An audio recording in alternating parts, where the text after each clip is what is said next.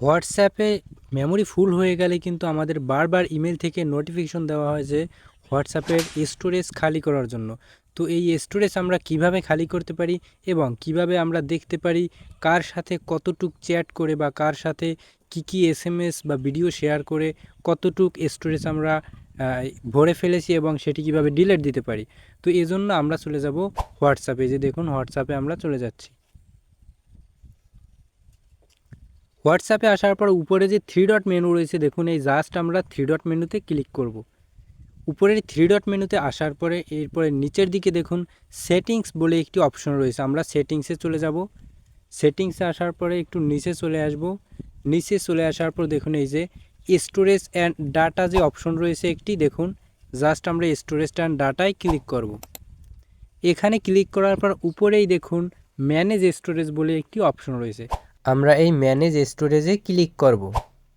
এখানে দেখুন আমরা কিন্তু 800 এমবির মতো ব্যবহার করতেছি। দেখুন এই যে লেখা রয়েছে ইউজ 800 এমবি, টোটাল আমাদের কিন্তু 57 জিবি ফ্রি রয়েছে।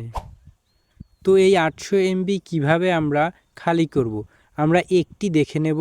এরপর আমরা বারবার একই কাজ করলে কিন্তু আমাদের এগুলো ডিলিট করে দিলে খালি হয়ে যাবে। তো আমরা এগুলো কিভাবে ডিলিট করব, এজন্য আমরা নিচে চলে আসব। নিচে চলে আসার পর দেখুন এখানে বিভিন্ন পার্সন রয়েছে, কাদের সাথে আমি কত এমবির সাইজের ভিডিও ফটোস এগুলো শেয়ার করে এমবিটা বাড়িয়ে নিয়েছি, স্টোরেজটা বাড়িয়ে নিয়েছি। তো এটা কিভাবে কমাবো, এই পার্সনের উপরে ক্লিক করব।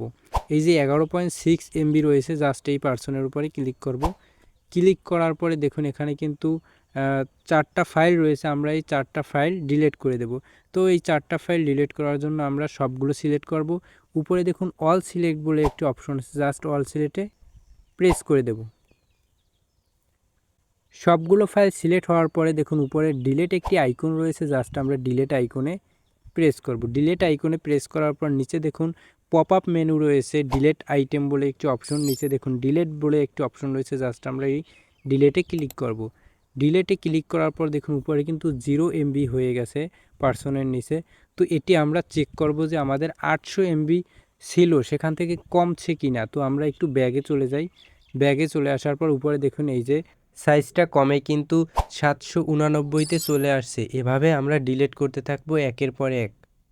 এই পার্সনগুলো ধরে ধরে আপনি ডিলিট করবেন, তাহলে কিন্তু আপনার এমবিটা 0তে চলে আসবে। স্মুথভাবে কিন্তু আপনারা হোয়াটসঅ্যাপ ব্যবহার করতে পারেন। আজকের ভিডিও পর্যন্তই, দেখা হবে পরবর্তী কোনো ভিডিওতে। আসসালামু আলাইকুম।